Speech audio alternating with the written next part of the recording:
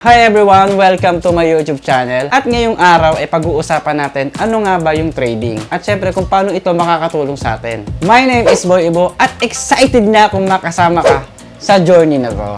At kung matagal ka nang nahihiwagaan sa pagtitrade at hindi mo alam kung paano ito sisimulan, pues nandito ka sa tamang channel. Para lang may idea kayo, ito nga pala yung itsura ng stock charts. Yan. At ito naman yung tinatawag na candlestick. Yan.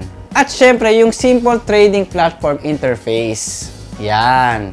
Kamakailan lang, pumuputok na rin yung online earnings katulad ng YouTube, Facebook, at iba pang platform dito sa social media. At kaya naman, na-excite ako sa mga ganitong opportunity. And that's why gumawa ako ng YouTube channel para ma-share ko sa inyo yung experience ko about trading. At syempre, para mabigyan ko rin kayo ng tamang strategies at tamang advice about trading. At sa video ito ay tatalakayin natin ano nga ba ang basic of tradings, paano nga ba ito mag-work at ano ba yung mga dapat nating malaman as a beginner. At syempre huwag kayong mag-alala sa mga terms na babanggitin ko dito katulad ng candlestick, volatility, na medyo parang technically hindi nyo pa maintindihan, pero pag napanood nyo itong video na to ay maintindihan nyo na kung ano ba yung mga binabanggit ko dito.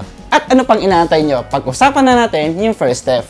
Let's go! So what is trading? Trading is buying and selling financial assets like stocks, currency, commodities para kumita tayo ng pera. But it's not just guessing and gambling. So sabihin na lang natin na to evolve your strategies, analysis, and discipline. 3 key points to remember para sa mga nagsisimula. Number 1, understand risk. Alam nyo ba sa pagtitrade, lagi may kaakibat na risk. Siyempre, kung baguhan ka pa lang, kailangan mo muna magsimula sa maliit. At siyempre, kapag baguhan ka lang dito, huwag ka muna mag-i-invest ng medyo malaki. I-invest mo lang kung ano lang yung kaya mo. Okay? Number 2, learn before you earn. At syempre, dito dapat meron kang sapat na oras para unawain mo yung market. At syempre, kung gusto mo naman mag-practice, meron tayong tinatawag na demo account. Doon pwede ka mag-practice, mapag-aralan mo yung dapat pag-aralan about trading. So last but not the least, yung number 3 natin is yung keep emotions in check. Ito na siguro yung dapat mong matandaan, yung takot at pagiging gahaman sa pagtitrade dahil yan yung pinakamabigat na kalaban mo about trading. Kaya dapat stick ka lang sa strategy mo. So ito nga pala yung ginagamit kong platform. Ito yung tinatawag na expert option.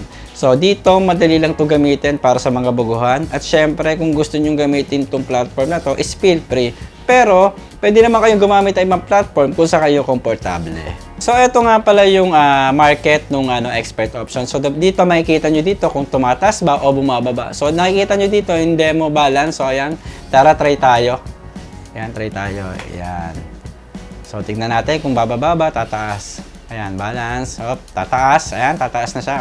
Op, tataas ulit. O, meron na tayong $263. So, ganun lang kabilis dito sa expert option ay pagtitrade natin. Ganun lang kabilis. So, nakitang-kita nyo naman. Yung 145 natin, naging $263.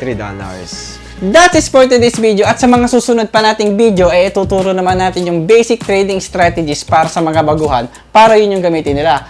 At syempre, kung nagustuhan nyo itong video na to, huwag nyo kakalimutan mag-like, share, and subscribe at pindutin nyo ang notification bell para updated kayo sa mga video natin.